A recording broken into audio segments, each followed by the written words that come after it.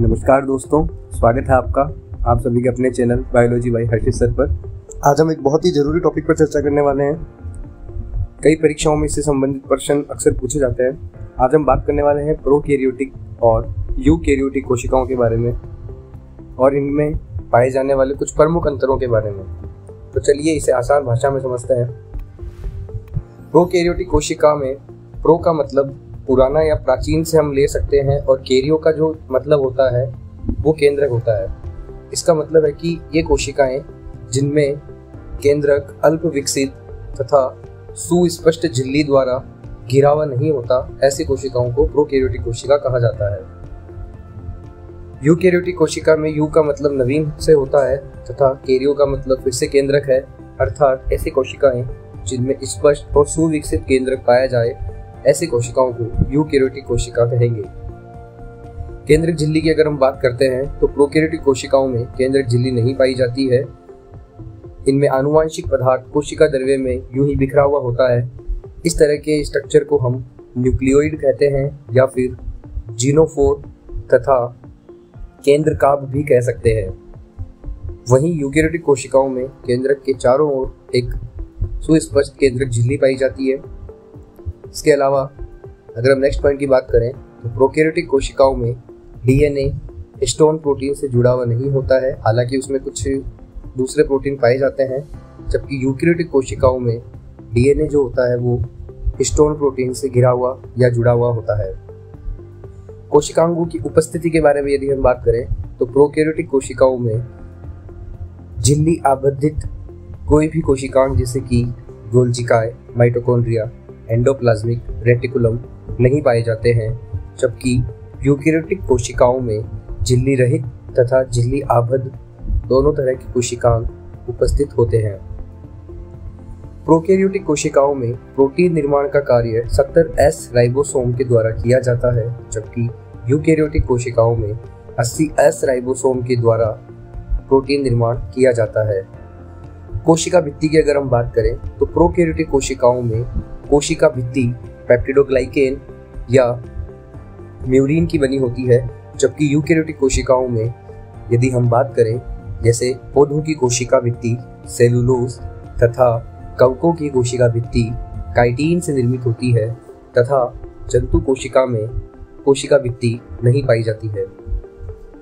कशाभिका की संरचना की यदि हम बात करें तो प्रोकैरियोटिक कोशिकाओं में कशाभिका के अंदर सूक्ष्म नलिकाओं की व्यवस्था 0+1 के पैटर्न में होती है, जबकि यूकैरियोटिक कोशिकाओं में ये पैटर्न 9+2 का होता है।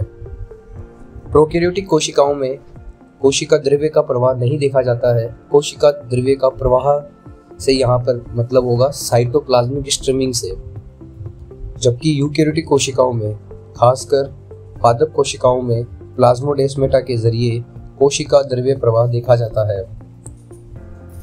कोशिका में यदि श्वसन की अगर हम बात करें तो प्रोकैरियोटिक कोशिकाओं में कोशिका झिल्ली अंतर्वलित होकर अर्थात अंदर की तरफ मुड़कर मीजोसोम नामक संरचना बनाती है, जिसमें कि श्वसन एंजाइम पाए जाते हैं। अर्थात हम कह सकते हैं कि प्रोकैरियोटिक कोशिकाओं में श्वसन एंजाइम कोशिका झिल्ली पर पाए जाते हैं, जबकि यूकैरियोटिक कोशिकाओं में यह एंजाइम माइटोकॉन्ड्रिया में उपस्थित होते हैं।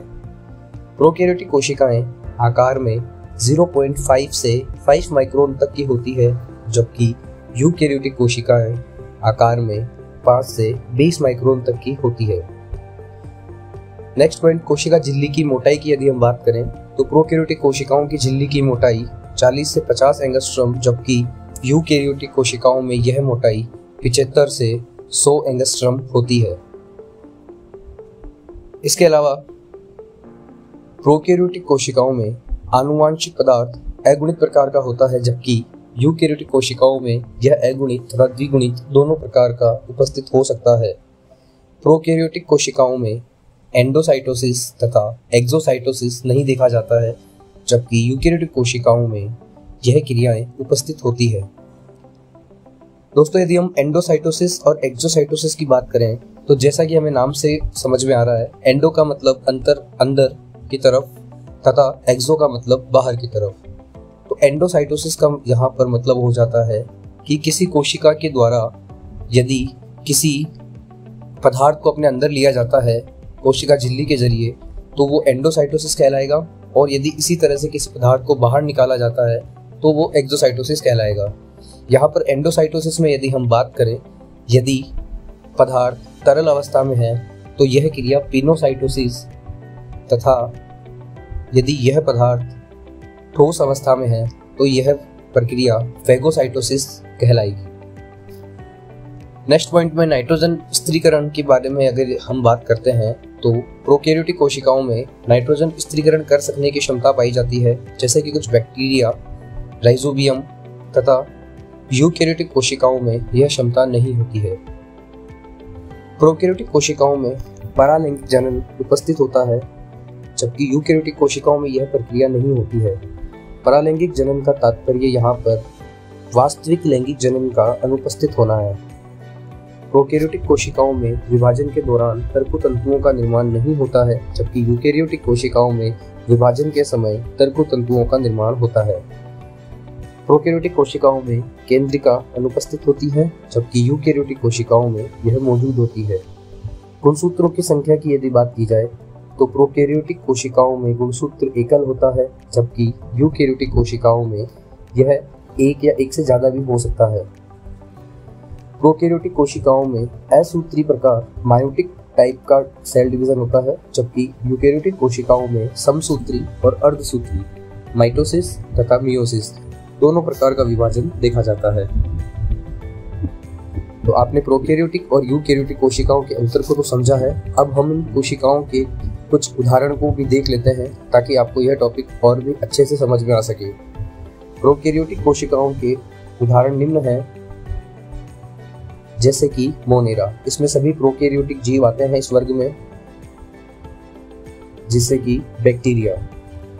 इसके अलावा कुछ अन्य महत्वपूर्ण उदाहरण एग्जाम के पॉइंट ऑफ व्यू से PPLO, जिसका पूरा नाम प्लियोमॉर्फिक न्यूमोनिया लाइक ऑर्गेनिज्म होता है। इसके अलावा माइकोप्लाज्मा, यह सबसे छोटे प्रोकैरियोटिक जीवों में या सबसे छोटी कोशिकाओं में से एक है। इसके साथ ही नील हरी शैवाल, जिसे ब्लू ग्रीन एल्गी या साइनोबैक्टीरिया भी कहा जाता है, प्रोकैरियोटिक कोशिकाओं का एग्जाम के पॉइंट ऑफ व्यू से एक अच्छा उदाहरण है। यूकैरियोटिक कोशिकाओं के उदाहरणों की यदि हम बात करते हैं तो इसके कुछ प्रमुख उदाहरण निम्न हैं, जैसे कि कवक, जिसे हम सामान्यतः फंगस या फफूंद के नाम से जानते हैं, जैसे कि खमीर और मशरूम। इसके अलावा पौधे, सभी उच्च वर्ग के पौधे जैसे पेड़, फूल, घास इत्यादि। जानवरों में सभी उच्च वर्ग के जीव जैसे स्तनधारी, मछलियाँ, पक्षी, कीड़े और मनुष्य। ये उदाहरण आपको प्रोकैरियोटिक और यूकैरियोटिक कोशिकाओं की समझ को और भी स्पष्ट करने में मदद करेंगे। तो दोस्तों, ये था प्रोकैरियोटिक और यूकैरियोटिक कोशिकाओं के बीच का विस्तृत अंतर। उम्मीद है कि आप सभी को ये टॉपिक अच्छे से समझ में आया होगा। अगर आपको ये वीडियो पसंद आई हो तो इसे लाइक करें, सब्सक्राइब करें और शेयर करें ताकि यह जानकारी दूसरों तक भी पहुंच सके। धन्यवाद।